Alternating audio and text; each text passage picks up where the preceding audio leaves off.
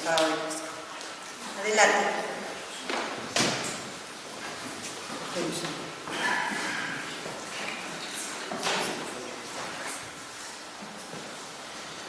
Muy bien, reitero nuevamente el saludo que les había hecho llegar hace un momento. Hay que aclarar, perdón si los desilusiono un poquito, porque cada vez que invitamos a algún representante de la Iglesia Católica para abordar estos temas, esperamos que sea un padrecito. Y resulta que los padrecitos se están acabando. Y hoy día están más ocupados que otros días del año, como ustedes comprenderán, porque están de un lugar a otro viendo el tema de las bendiciones, en fin, no es un día de particular trabajo para ellos. Entonces, finalmente, la opción como representante de la Iglesia era esta, ¿no? la que tienen ustedes al frente. Bueno, en primer lugar quisiera destacar que, para comenzar, yo soy abogado de formación, soy antoniano, pero tengo algunos estudios teológicos, ¿no? Tengo la oportunidad de trabajar en el arzobispado hace 12 años y estoy vinculado precisamente a la realidad de los acontecimientos. Emma me presentaba como secretario de la pastoral, que sería el equivalente a algo de la evangelización, a estos procesos sobre los cuales estamos conversando y con las particularidades propias también del hombre andino, ¿no? Todos nosotros tenemos, por ejemplo, muy fuerte la presencia de Taitaguedas y recordamos mucho ese famoso discurso cuando dice que no es un aculturado, ¿no es cierto? Soy un demonio cristiano que habla en español y en indio. Eso somos precisamente nosotros, ¿no? A lo mejor por ahí, si escucha, Monseñor, lo que estoy diciendo, se enoja un poquito conmigo. Pero lo cierto es que nosotros hemos desarrollado una forma muy particular de religiosidad. Primero porque lo que estamos abarcando está vinculado a lo que tiene que ver precisamente con lo que se conoce como religiosidad popular, más estrictamente en aquello que es llamado piedad popular. Porque cuando decimos religiosidad popular, podría ser una religiosidad budista, podría ser una religiosidad hinduista, en fin, de otra religión, ¿no? Pero al decir piedad, estamos haciendo una vinculación más relacionada con la caridad, que es un valor particular propio de los cristianos. Y en estos diálogos también tenemos que empezar a reflexionar acerca de algunos criterios, prejuicios más bien, que nos hemos estado formando respecto a nuestras presencias institucionales, me atrevería a decir. Primero, el mundo ha cambiado. No estamos en el año 1532, 1600. No hay persecuciones de idolatrías en este momento. Tranquilamente estamos conversando sobre temas que, entre comillas, son opuestos a la doctrina católica, y nadie por eso nos va a matar.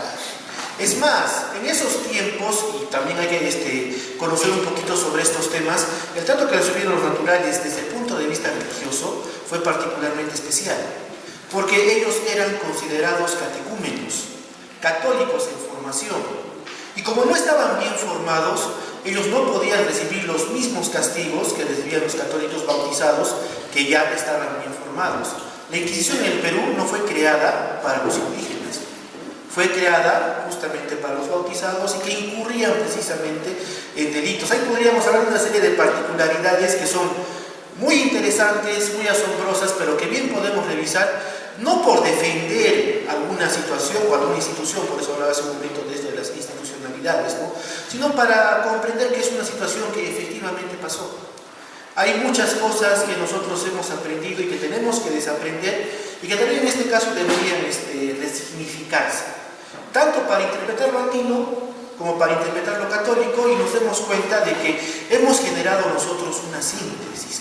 Probablemente en lo cultural puede haber un sincretismo, ¿no? O sea, son expresiones que son más propios de lo andino, de lo que he hecho, expresiones que son más propios de lo católico, y avanzan juntas a la par. Pero en cuanto a la religiosidad, hemos generado, como les decía, una forma particular de expresarla. Les comento con mi experiencia. Hace un par de meses tuve la oportunidad de compartir un encuentro con unos estudiantes alemanes que venían a ver un poquito del proceso político en el Perú. Entenderán que somos un objeto interesante de estudio, ¿no? Tantos presidentes en un mes, cambios de congresos, en fin. Entonces, de pasadita vinieron para el curso y querían saber también cómo nos portábamos religiosamente. Y se sorprendieron, ¿no? Porque yo les mostraba la procesión de Corpus Christi, por ejemplo, ¿no? Y algún año, si mal no recuerdo, en 2011 o 12, no estoy muy seguro si era San Sebastián o San Jerónimo, era llevado en hombros con la canción de la Guerra de las Galaxias. A ellos les parecía eso increíble, porque la forma de vivir la fe en sus pueblos es es muy diferente a la que nosotros vivimos en nuestro contexto. Tenemos una forma muy particular.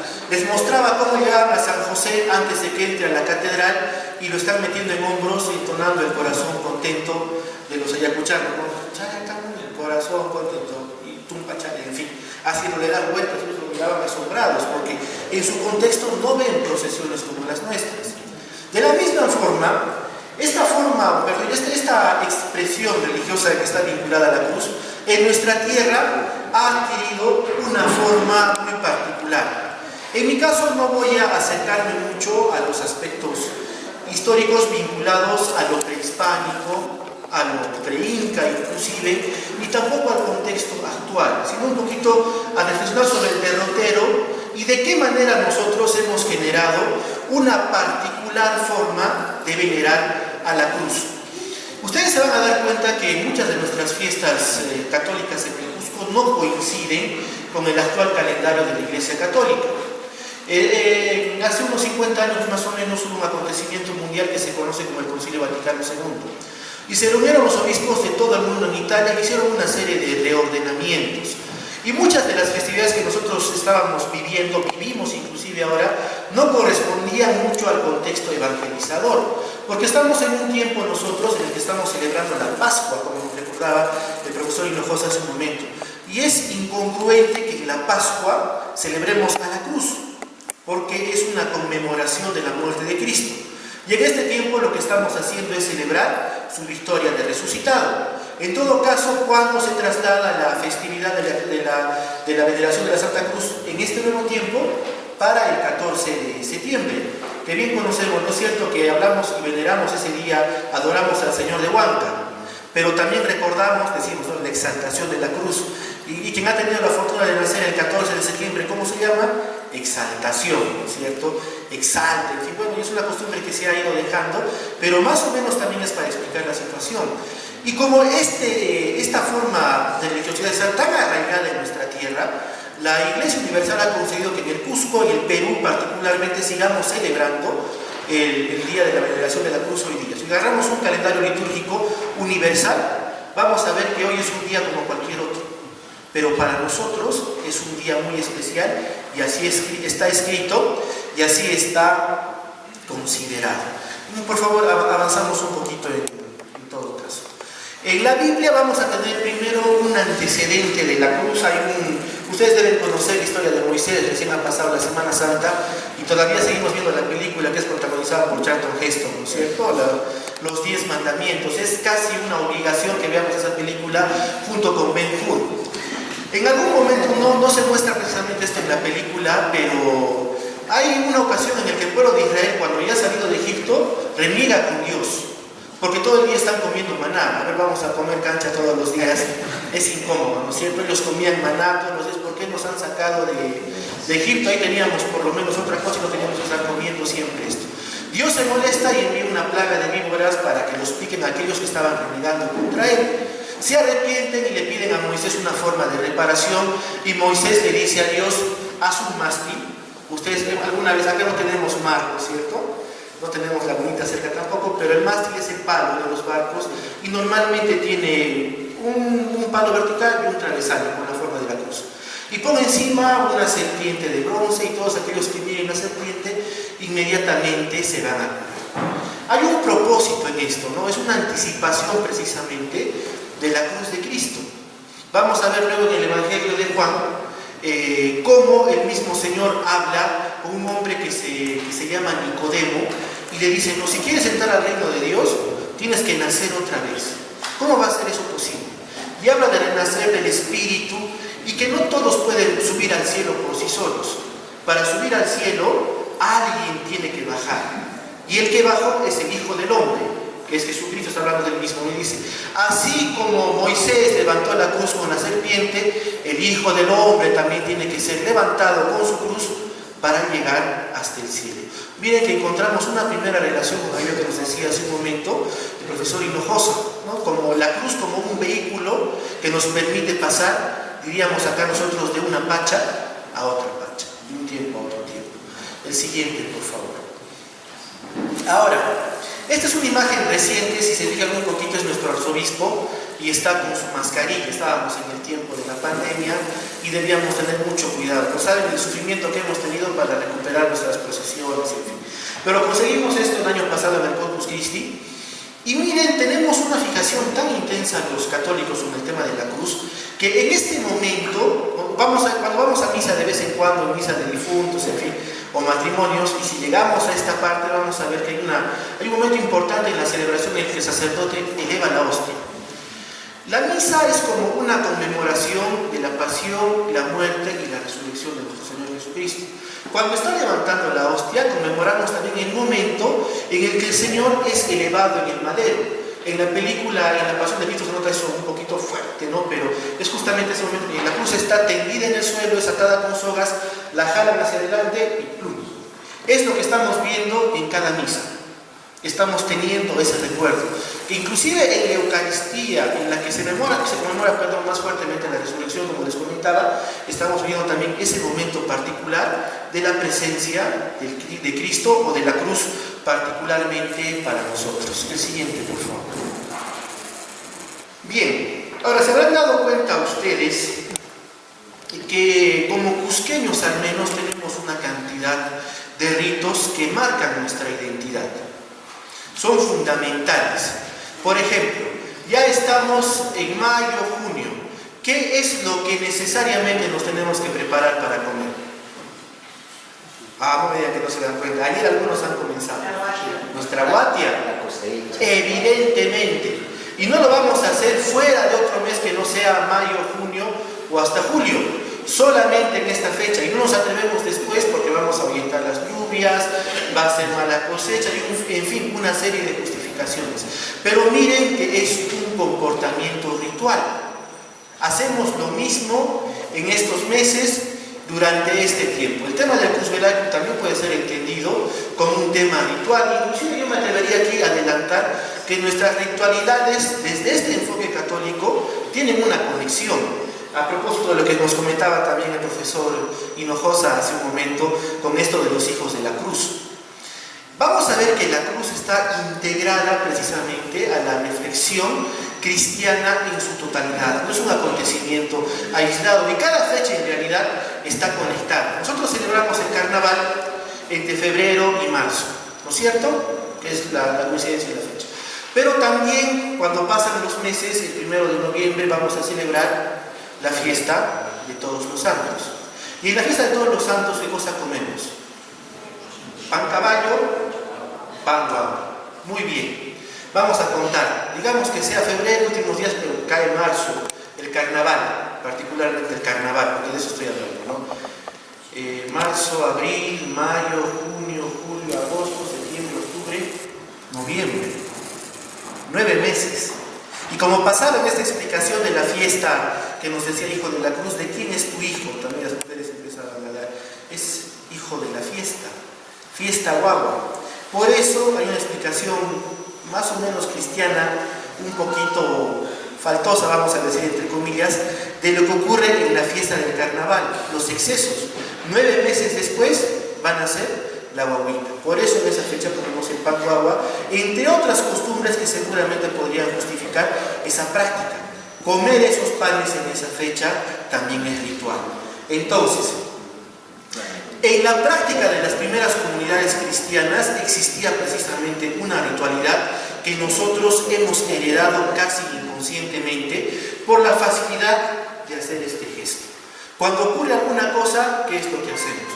Los futbolistas, cuando tengamos nuestro clásico el día sábado, la gran mayoría va a cumplir un ritual, ¿no es cierto? Se van a acercar hasta la línea de la cancha y antes de entrar, casi de manera automática. La ritualidad es muy importante en las relaciones que establecemos nosotros como cristianos. Si se van a dar cuenta, hemos enfrentado una dificultad muy seria, por ejemplo, en el tiempo del COVID, porque no hemos podido cumplir con la totalidad de nuestra ritualidad. Nos entregaban cuerpos y muchas veces esos cuerpos no los podíamos ver para colocarlos en un cajón, sin la ropa que ellos esperaban para ese momento y sin la oportunidad de despedirnos. Esto demuestra precisamente la importancia de los rituales y la necesidad de expresarnos religiosamente. Porque no se trata solamente de un acontecimiento de fatos o algo parecido.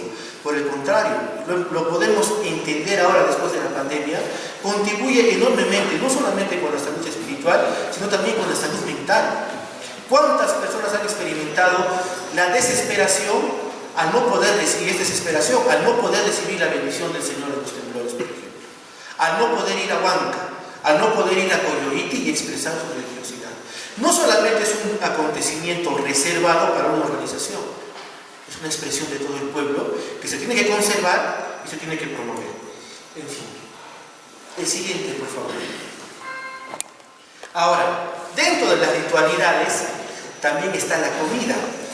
En lo cristiano vamos a ver que las alianzas que Dios celebra con su pueblo están vinculados de todas maneras a la comida. La primera alianza que celebra Dios con el pueblo de Israel, el primer pueblo elegido, se desarrolla en torno a una comida. La segunda alianza que desarrolla el Hijo de Dios con el nuevo pueblo elegido, que somos todos nosotros, también se desarrolla en torno a una comida. Y tiene lógica que cualquier alianza que nosotros desarrollemos dentro del plano cristiano también esté vinculado al tema de la comida. Hoy día también vamos a tener comidas rituales y bebidas rituales. ¿Sí o no? Hemos hablado ya de Hualpacaldo, de todas maneras va a haber aunque sea un poquito, y bueno, los más sencillos será pues nuestro ponchecito de habas con punta, que para hoy día es especial y particular, pero es ritual. Si se dan cuenta, no sería propio este día de Cruz Velacro si no tendríamos nuestro vasito de ponchecito. Es la verdad también. Ahora, por otro lado, y es muy interesante, he podido apreciar una serie de testimonios en los que se invoca también a la prudencia. Y este también sería un llamado cristiano, porque se dice, ¿no?, que al árbol se le conoce por sus frutos. Si el árbol es bueno, sus frutos son buenos. Si el árbol es malo, sus frutos son malos. Y muchas veces vemos excesos que son muy preocupantes y terribles, y que bueno, a veces los justificamos de acuerdo al contexto, como en un momentito más vamos a ver. El siguiente, por favor. Para que veamos también el tema de la ritualidad, ¿cuáles son las ubicaciones de las cruces normalmente?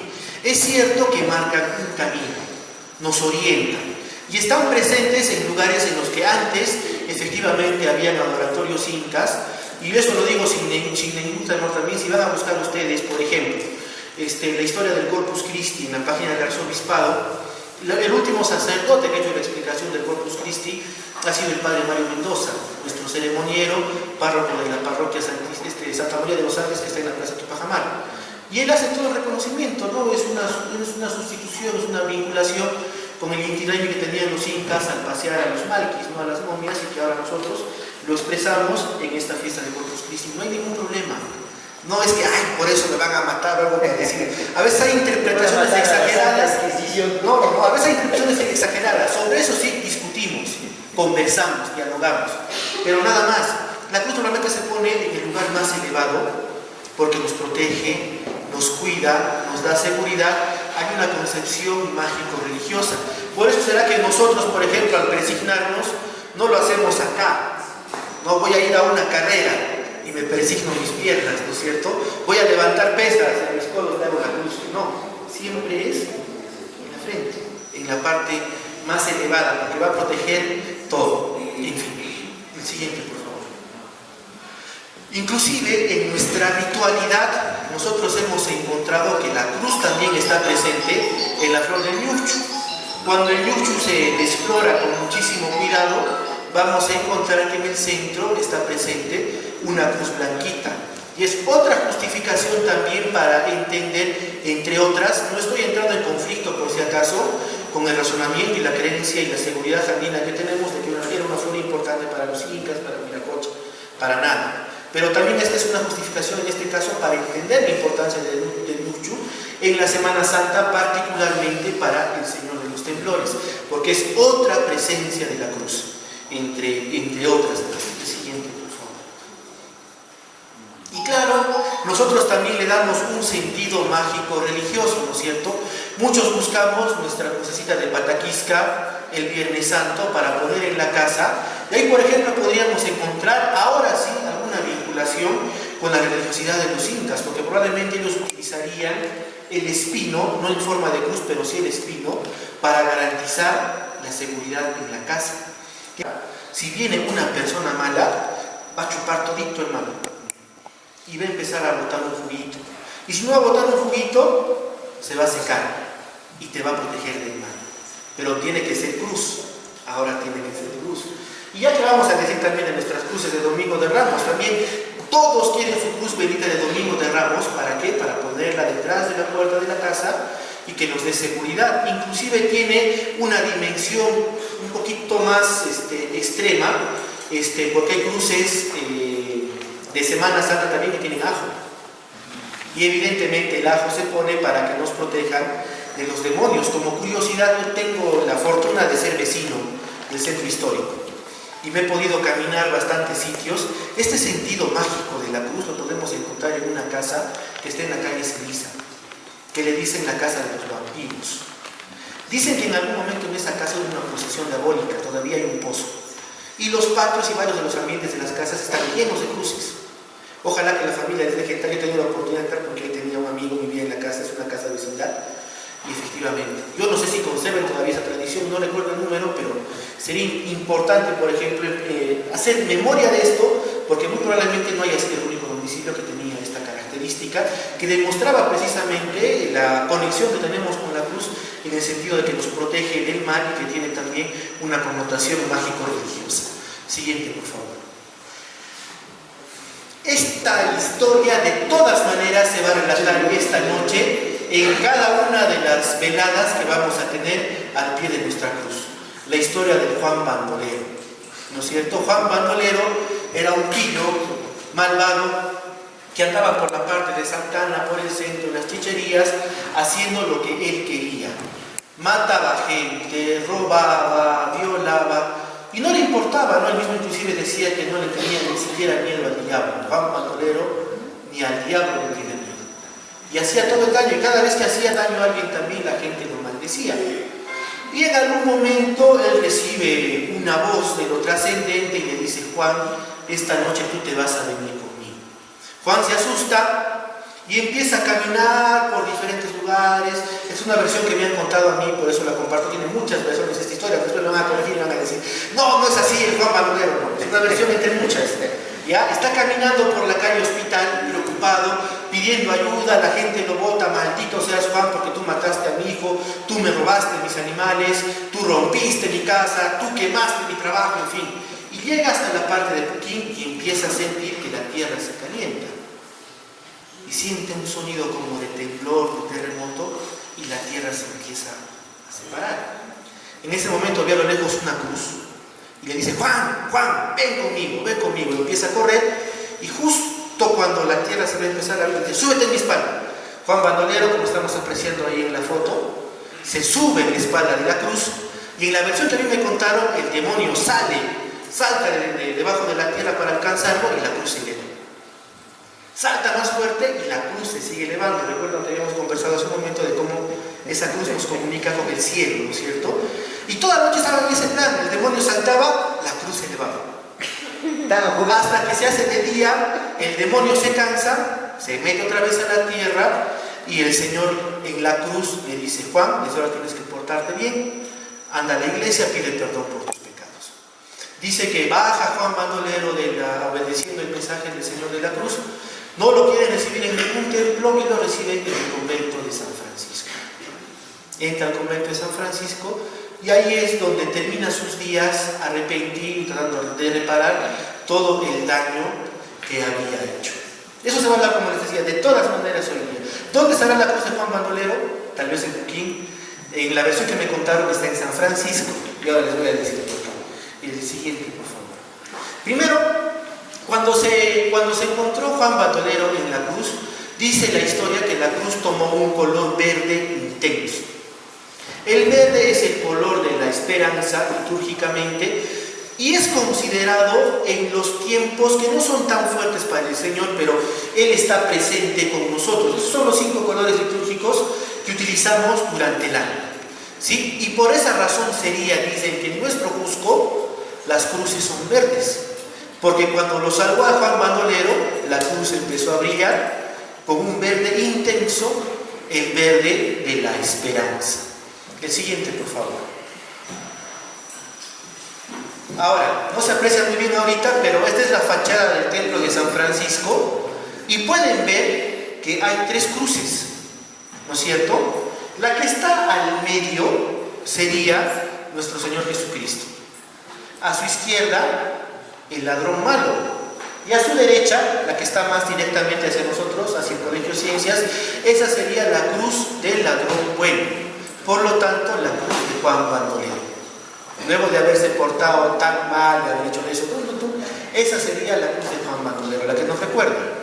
Pero miren también que es una memoria del Calvario. No es la cruz independiente ella por sí misma, sino que nos recuerda justamente todo el proceso de salvación, o al menos el proceso de pasión que tiene que enfrentar el Señor, acompañado por otras 2 personas en la presencia de estas cruces. El siguiente, por favor.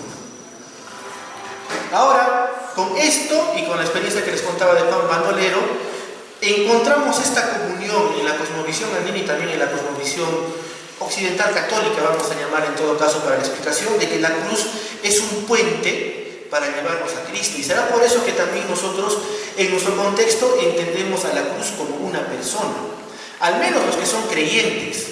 Si vamos ahí, si muy sinceramente hacemos este ejercicio y les preguntamos a los devotos el sentido de su celebración, van a ser muy pocos los que van a decir que están conmemorando una guardia. Es la fiesta de la cruz de nuestro Señor Jesucristo que nos ha salvado. Tienen perfectamente claro el acontecimiento que están celebrando, pero efectivamente con este propósito de que la cruz nos lleva precisamente al Señor, nos salva. ¿Cómo se miraba la chacara? ¿No es cierto? Igualito. Ahora, este es un detalle para curiosidad, por si acaso. También nos hablaba el profesor Hinojosa hace un momento de la cruz que está, incluso la cruz del Padre Valverde, que se conoce como la cruz de la Conquista, que es un nombre un poquito, particularmente para mí, no sé, doloroso, exagerado. Más allá de las reflexiones que podamos tener, de los acontecimientos que hemos vivido, mi nombre es Oscar Benigno Lazo Mamani. Yo lamentablemente soy la suma de esos 2 mundos. Si uno no hubiera llegado aquí, yo simplemente no existiría. Y eso no sé si me obliga, o por lo menos me impele a tener un sentido crítico para entender qué cosa estuvo mal y qué cosa estuvo bien. Y entender también los contextos. Si no hubiera pasado lo que ha pasado, no estaríamos muchos de nosotros acá. Sencillamente. Y no creo que eso sería buena noticia para nosotros. No nos agradaría, ¿no es cierto? Entonces, por lo menos desde esa mirada. Pero bueno, es la cruz del Padre Valverde que está ahí. Este es un chisme. No le digan, por favor, porque he tomado esta foto sin permiso del párroco. La que está a este lado. ¿Ya? Esa podría ser llamada más bien la cruz de los conquistadores. Está en el templo de Santana. Cuando ustedes entran por la puerta, a la mano derecha van a encontrar esa cruz. No es sólida, es una caparazón. Tocan y se van a dar cuenta que es una cruz hueca. A mí desde niño me dicen que dentro está la cruz con la que llegaron los primeros españoles al Cusco y están inscritos ahí sus nombres. Desde que tengo la oportunidad de estar cerca de los padrecitos, a cada párroco le he rogado para que demos una miradita, pero no es posible. Ojalá que algún día podamos saber, porque sería una parte muy importante, muy interesante para nosotros, para nuestra historia. El siguiente, por favor. Este también es otro chisme. Tiene que ver con el convento de San Francisco. Estamos viendo ahí, es el padre Tomás Valencia Minaya, que ahora está en la Recoleta. En ese momento estaba en el templo de San Francisco. El templo de San Francisco en su momento fue el corazón de la evangelización franciscana para Sudamérica. Todos los padres que venían del occidente descansaban de todas maneras en el Cusco, y pasaba lo mismo con los jesuitas, con los mercedarios, con los dominicos, con los agustinos. Por eso sus templos son tan grandes, porque de aquí salían los misioneros hacia los diferentes pueblos. Y en el Cusco teníamos la particularidad de recibir a los peregrinos que iban a Tierra Santa. Si ustedes van al templo de San Francisco, van a ver que el ambiente que se ha recuperado al costado tiene esta denominación de Tierra Santa, porque los peregrinos que estaban de camino a la zona descansaban ahí para seguir con su peregrinación. Y lo que estamos viendo ahí son 2 pedazos de la cruz de Cristo. Nosotros conocemos la historia, ¿no es cierto?, de Santa Elena, de Constantino. Santa Elena, la mamá de Constantino, que inicia una búsqueda, un llamado en Jerusalén va hasta el Gólgota, limpia, abre la tierra y encuentra las tres cruces, la de los ladrones y la del Señor Jesucristo, identifica cuál es la del Señor Jesucristo y empieza a abundar en la cristiandad un poquito esta práctica de sacar astilitas de la cruz y enviarlas a diferentes partes del mundo. Nosotros tenemos justamente ese pedacito que podemos ver que está llevando el Padre ahí en el templo de San Francisco. Y el templo de San Francisco tiene muchísimas particularidades. Será para conversar el otro día, pero sabemos que Tupac Amaru estaría enterrado ahí, que no es poca cosa, y nos podría ayudar a entender muchos elementos de nuestra identidad. Curiosamente hemos tenido un padre franciscano que estaba en esa casa San Bleño, que ha sido párroco de Belén, no de Belén que está acá en Santiago, de Belén donde nació Jesucristo, un cusqueño, que es una cosa también interesante para conocer. ¿Y por qué razón tendrían esto los franciscanos? Porque San Francisco en vida, en la Quinta Cruzada, va a hablar con el sultán para pedirle que se convierta al cristianismo.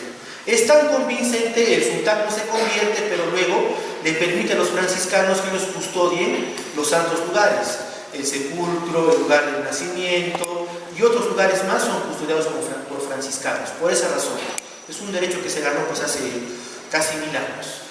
El siguiente, por favor. Ya con esto he tratado de correr y sin embargo he tomado mucho del tiempo. Les agradezco mucho por su atención.